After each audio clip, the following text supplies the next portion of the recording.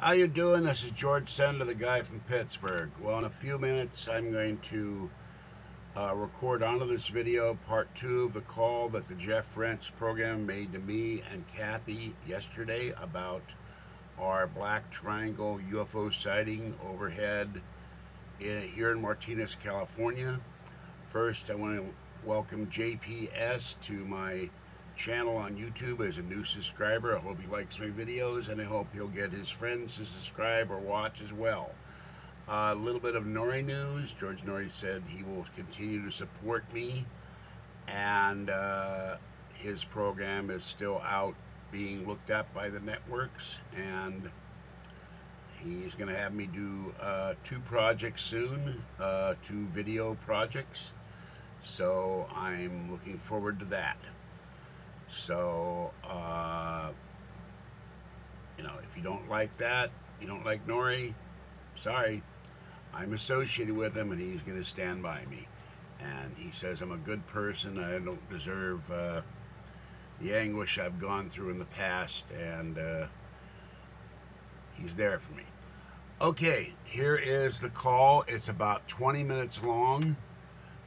Peter Davenport and Jeff Rense, a host of the Jeff Rense radio program, and they talked to me and Kathy, and I left the tail end of their commentary on after they finished talking to us, because they Peter and Jeff referred to a similar UFO incident in Phoenix, Arizona.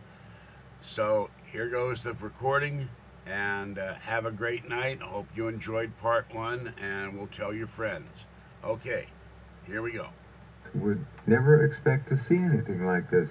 This happened in Martinez, California. An enormous object. Enormous. I don't know how else to phrase it. George, would you be able to guess at how... Oh, I'm sorry, Kathy, that's fine. No, wait a Kathy. Stay on. Kathy, how thick would you guess this item might have been? Did it seem to get thinner? Did it seem to get thinner in general terms of the wings or the outer edges? It really appeared to me to be, you know, about the same thickness for the whole thing. Okay. But one thing that was weird, in some ways, it almost appeared like it was flat. I don't know how to say that. It didn't have a lot of curvature. Yeah, understood. Right, no. And about people that were around, we didn't see anybody around the vicinity, and we saw only parked cars. We didn't see any other cars in front of us or in back of us, so I have no way of knowing, of course, if anybody else was seeing it. Well, the special show just for you guys. Yeah, right. Well, like I said, I never thought I'd see a UFO, so it, you know. Well, you saw the granddaddy of them all, the huge triangular shape. Yeah, right. It was extremely fascinating. I wasn't really that scared. I was more like, boy, I wish I could get a better look at it. It was just something that you know, I mean, of course you see aircraft, planes, and all the military stuff, but this was way beyond that. Oh, yeah. So, oh, sure. Okay, let me get back to George. Okay, thank you, Kathy. Thanks, Kathy. Sorry, I was typing.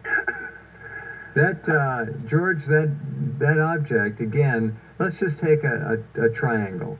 So we're gonna make it a little less of a, in other words, 3 equal sides. We're gonna bend it a little bit and make it a little bit of a kind of a wing-shaped, curved object. Is that right? With a pointed nose? It really wasn't curved, it was flat.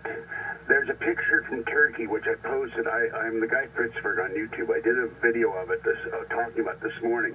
A picture from Turkey where a UFO is above a building, and I used the picture.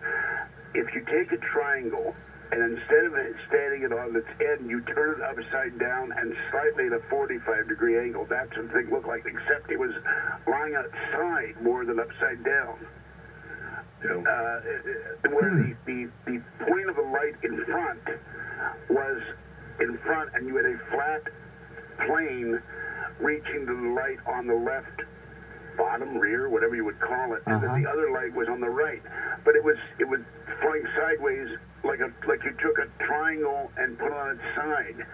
I don't know how to describe it. In other words, it was okay. Let's say you're looking up at a flat triangle, flat flying, and all of a sudden it's up on edge? Is that what you're saying?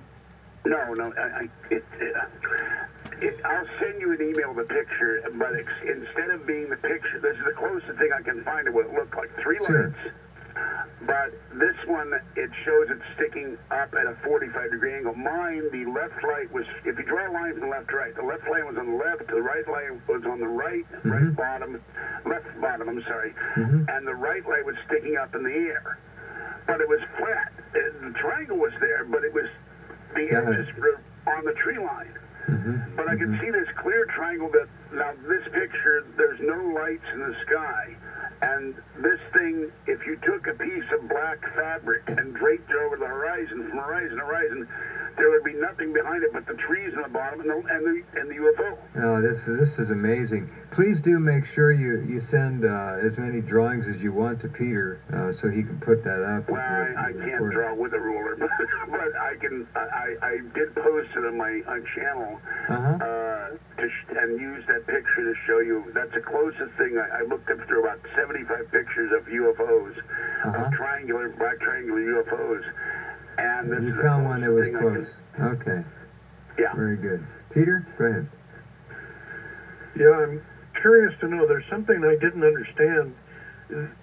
You've described that the object was above you at one point, George, but also it was actually above us. It was above the tree line. It was about a block or two away. It never got above us. When I say above us, I mean it was up in the air above us, as opposed to being literally over us.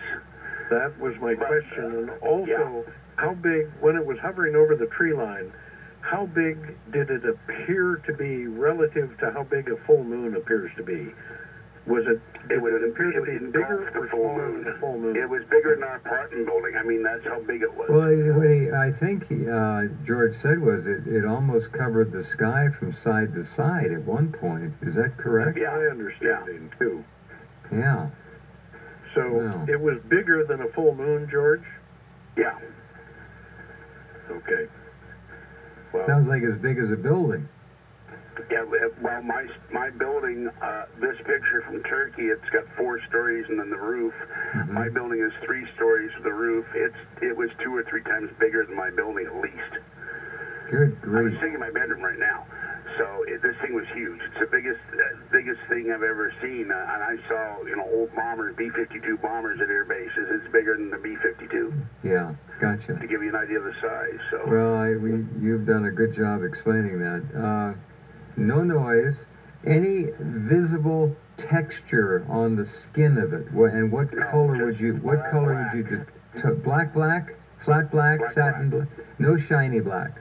No. Just the shiny thing was the 3 lights, and the one light on the upper tip kept blinking. Not on and off. It just kept. I guess it was on and off. It just kept blinking. And was there a cadence? Was there a cadence to the blinking? A steady cadence, or was it random? To be honest, I was too busy going what the bleep to try to figure out the cadence. I mean, it happened so fast. You're not thinking of if it's putting out a signal or anything like that. You're just you don't expect to come back from the store and see this thing in the sky. I get the feeling that if you were inside that thing, gymnasiums, tennis courts, I mean, you're describing something that, Could be full of cows for all we know. Yeah, that's true. That too. Or incapacitated humans being processed. I don't want to find out. I mean, you know, all the stories you read about mutilations and abductions, and somebody said recently about the volcano in Mexico that it's all hallucinations caused by volcano gas, including all the abductions in the world. That's absolutely ridiculous. Totally. Did a video on that too, but this thing was the biggest thing I've ever seen up in the air, and I've seen bombers take off. I've seen fighters take off from carriers. I've been on carriers. I've been on air bases. It's bigger than anything that, well, maybe not that we have. We may have something in black projects. This may be something from a black project for all I know. I've also seen one black helicopter going over downtown in the back in the 90s, so with no markings. So now, if you were in charge of a black ops project, gravity defying, utterly silent, enormous triangles, would you order that craft be flown over an area like Martinez where you saw it, or would you keep it out in the boondocks away from everybody? Well, I wouldn't fly it over any town for one thing. Somebody here recently, I was reading this on a post online, got called, Homeland Security was called. This college student took pictures in broad daylight of their refinery, and they called Homeland Security on it. So this thing is over a refinery, which is a terrorist target. I wouldn't be flying something over a refinery or a jail or a courthouse or near a bridge. You know, if you're running a black project, we don't want people to see that it's like Aurora. Did they ever come out with that thing, or did they ever discover it exists? Yeah. You wouldn't be saying, hey, look at us, we got a secret plane. I don't think, George, makes no sense to me. That I know of a law against shooting at an unidentified flying object. Actually, there is. There is an old NASA regulation from the 60s, and I'd have to look at my... It's a nationwide rule, a nationwide law, and a federal law. You can get charged and convicted for firing the UFO. Well, if you're, okay, you got a deer hunter who's never heard of this. He's had a few Heinekens. He gets the .30 caliber out, and he unloads a few rounds into this thing. I mean, that's 300 feet away. Easy. Yeah. So I just don't... As far as I know, it's still on the books. It's discussed in some... I think you're right. I do remember now hearing something about that. Peter, what did George and Kathy do with something like this, besides be awestruck, as they obviously still are? You can hear it in their voice. Well, I do have a few thoughts on that, Jeff, that I'd like to share. And there's a tendency in cases like this to just talk about what one or two people saw. But the thing to do, in my opinion, is go knocking on doors at that building over which this object was suspended and see if you can find other witnesses who would have seen the same object but from directly below it. They might have had electromagnetic effects. People's clocks, electrical clocks might have been affected. Cars could have been affected. All sorts of things are possible. And you'll discover quickly how hard the work of a UFO investigator is when you start knocking on doors and interviewing people and trying to get more information. Information, I believe, is probably the most valuable commodity in the galaxy. Having good, reliable, complete information is a very expensive venture. And it would be interesting to see what you come up with, whether you can find other people who saw the same craft you saw. I got to interrupt you. Across where this area was, where the UFO was seen, are several 24-hour bail bonds offices, an apartment building, and of course the jail. We have to do something tomorrow in Sacramento, but I can start tromping the bricks on Sunday and ask around. Kathy used to live in one of those buildings that the thing passed over. So, because she's lived in Martinez on and off for years, but I can go pound the bricks on Sunday and Monday and say, did anybody here see anything? And some people are reluctant to say anything, whether they saw anything or not, but maybe I can find somebody. I'll have to go over to the jail and see if I can talk to someone. If I talk to the sheriff's office, they receive no reports. Yeah, not even a call. That's interesting. What time of night was this again? Exactly 11 o'clock, because I was looking on the clock, listening to news about the guy who stopped the train terrorist thing in France, stabbed in Sacramento, and I said, oh, it's 11 o'clock, Nori's on. And, we're going on and listen a few minutes, and Nori go upstairs and do my thing on my computer and put our groceries away, and all of a sudden she says, look out the window. And I said, what? And I said, what the hell is that? And that's where it was. But it was going right over Main Street. Now, Main Street is a street that dead ends at the Amtrak tracks, and it has 3 different names. I walked it one night when I missed the bus. It has 3 different names over the miles of its length, but that area, there's a jail, the county courthouse, the post office, the county administration, not another county building, a community college district, the district attorney. They're all in that one spot where that thing was going. And you wind up at Amtrak, and then the local marina park, and then the bay. How long? It was about 2 minutes, you said? Yeah. And you don't know how long it might have been visible before Kathy saw it and you saw it? I have no idea. So we were going very slowly, and we had the windows down, and she said, look at that. And but it looked like it had already been moving from right to left before we saw it. Because somebody else had to see it. Yeah. Somebody else did. But getting a hold of that person's not easy. You know what else you can do? If there's a local... Do you live in Martinez? Yeah, I do. I live right downtown. They got to have a newspaper there. You can put it... to them. They didn't receive any reports either. I'll write them a letter. What you might do, if you got, $25 or $20 to burn, put a classified ad in there, or a little display ad, and put the date, the time. Did anybody see an enormous triangle flying over Martinez, and just put the area and see if anybody contacts you? By the way, I have a paranormal forum, the Guy From Pittsburgh Paranormal News Forum, and I posted the 3 stories my local paper has done, including one landing in Concord. So they have taken UFO reports and published them on a local paper. Oh, very good. Well, that's nice. Just a letter to the editor is a good possibility. That's even better. Get more visibility. Well, unfortunately, I'll have to wait till Monday because they're not open on the weekends. But Monday's a holiday, but they'll be open. Yeah, it's well, it used to be called Columbus Day. Now it's called Indigenous Peoples Day, or something like that. Seriously. Don't get me started on political correctness. Yeah, I hear you. But, okay, if they're not open Monday, I'll drop one off on Tuesday. They just moved to a new office. It's like 4 blocks. They may be open on Monday. The news never stops, so we'll, whatever. George, thank you so much. That was. Have a great night. Thank you, Peter. Yeah, I want to tell you, we hear in your voice the excitement that will always be there. Both of you saw something utterly unusual. I really admire you. I think you're very lucky, and I think you both feel kind of that way too. Yeah, we do. But the truth will go out one day. We'll find out what these things are. Yeah. Indeed. Thank you very much, George. Okay. Thank you very much. Thank you, Kathy. Yeah. And thanks to Kathy for it. Sure, I'll tell her. She's right here. All right, bye-bye. Okay. Good night. Bye. Wow. I'm getting a lot of reports like this, Jeff, and the listeners, unless they've been to my website, UFOcenter.com, they have no idea how many recent reports of large, sometimes dark, sometimes lighted triangles people have reported to our center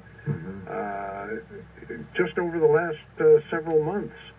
And it's getting no play whatsoever except on a few radio programs. And it's very frustrating.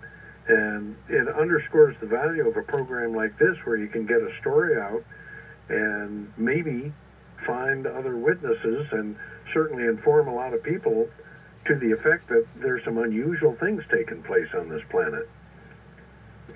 Unusual? That's almost overwhelming to the senses. Yeah. I know I would be there. I would feel that. It's somewhat reminiscent of Sue Watson's sighting during the Phoenix Lights event. Yeah, a little bit. Oh, I remember when you put that program together, and I still say it's the best program ever done on the Phoenix Lights. I think so too. We had that family of with it 2 kids and 2 mom and dad, and they were all laying on the grass, just looking up at this thing above them at night. That was Sue Watson. She was going to an Irish music fest in preparation for St. Patrick's Day in March of 1997, and her kids started calling her out, yelling at her, "Come out here now, Mommy." She thought an airplane was crashing. Your memory is exactly correct. Her 2 sons lay down on their backs and just stared up at this immense triangular-shaped craft that was hovering directly above their house. It was so close that her sons could see very fine detail. They would call them rivets or seams or whatever in heaven's name they were. I have no idea what they were, but her sons could see the fine detail on the ventral surface of that craft. Very interesting, and similar to what George and Kathy just described to us. Yeah, that's always a big bonus when someone can see detail. Now, some of these craft, if you're even 10 feet away, you won't see detail because there isn't any. It's just they're smooth. But this one had some kind of, I don't remember the description at this point, but there were observations of panels or lines or something in it. And it just raises all kinds of fascinating questions. What really bothers me about this, and you probably feel very much the same, is that the government knows what we know and maybe more, and they never deign to share any of it with us. None of it. None of it. It's infuriating. Well, what about the pilot? Come on, remember the pilot that they sent up from, what is it, Davis Monthan? Yeah, and he pilots from Luke Air Force Base. Yeah, they had to help the guy out of the plane. He was so shook up. Your memory of that program, that was, that was 10 years, that was 2007. Your memory of that program is very good, Jeff. Okay, that's it. Part 2, the phone call the Jeff Rense program made to me and a little bit aftermath, detailing the similarities between our sighting and one in Phoenix, Arizona. I hope you enjoyed it. We're going to West Sacramento tomorrow, so we're going to be busy. I'll do my football picks tomorrow for sure. And I understand from Open Lines Jerry that Peter Davenport talked about my sighting on Coast to Coast AM last night. I re-signed for Coast Insider. And as soon as I download the program, I'll have that clip on here as well. Have a great weekend, a great Saturday, and I'll catch you next time. Bye-bye.